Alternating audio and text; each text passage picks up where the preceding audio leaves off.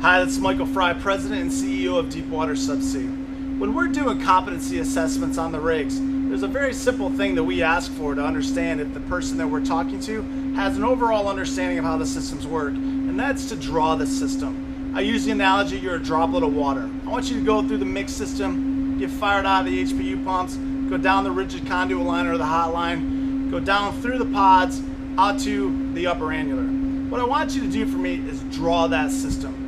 If you can go through, and this is going to be a very high level, very quick drawing. If you can go through and you start off as H2O, come into the concentrate tank, go through, get mixed in the pump, go out to the BOP mix tank, go down out through the pumps, down through the filter housing, down, say we split rigid conduit line down to the hot line, and then we get down into the pods. If you can go through and explain that, then I understand that you know the basic overview of how the system works. The problem is, a lot of guys can't even start with the basic functionality of it. I use another example.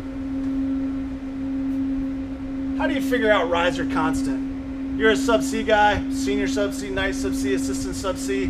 The constant for your riser analysis should be something that's very easy to figure out. Well, if you can go and draw that, you got the ship coming down, tension ring, riser, BOP. Well, you know what, Mike, this is how it works. This number, this number, this number, they're all the same. What we do is we figure out everything in between. Our constant's 198, water depth, divide by the level, the feet of the riser, 10,000 feet. Say at the end of the day, we have 100 joints of riser that we need to use. If you can go through and explain all that, I know that you have a good understanding of how it works. If you can have complete ownership, the riser analysis, the pre-charge, you can draw the entire system, you have a good comprehension of what's going on. The next step, I'm going to take you out into the shop, and I'm going to pull one of your schematics, and we're going to go through and we're going to start looking at things.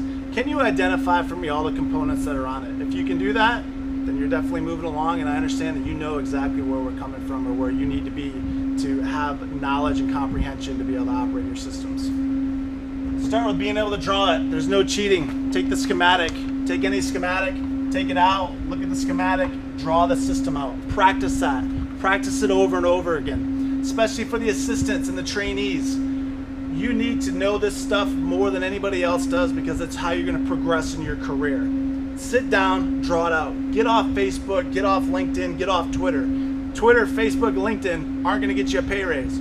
Drawing the systems and understand how the systems work is what you need to do to move on in your career. So again, take it from someone who had to do this when they were 17 years old on a nuclear submarine. Know your system. If you can qualify, if you can demonstrate competency in how the entire systems work, your career and the progression of what you're going to do throughout it is going to be much more valuable to you than sit around checking how many likes you have on a status or seeing how many followers you have on Twitter. If you have any questions, feel free to drop me an email at mike@deepwatersubsea.com, and I'll be more than happy to try to help you out with anything that I can. That being said, feel free to drop on over to Facebook, see what we're doing. Nada, no Facebook, stay off it.